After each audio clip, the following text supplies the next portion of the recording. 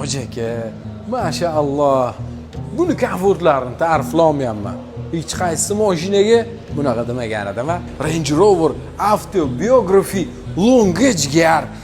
Bucha gelikdan ham o'rni balon desam, xato qilmayotgan bo'laman. Adashibsan desa, u bu kim? Bu kelinchigar.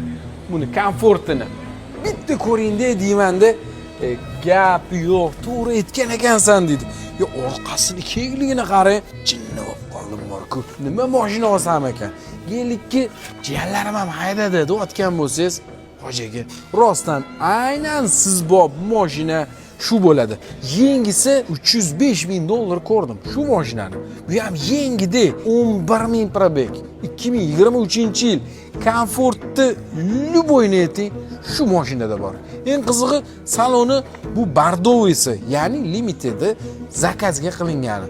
Oq salonlilari arzonroq yurar ekan. Buni surishtirib chiqdim jigar. Niyat qilgan bo'lsangiz, og'zi like bosib qo'ying. Kamida inshaalloh shunaqa mashinalarni otangizga sovg'a qilish nasib qilsin jigar.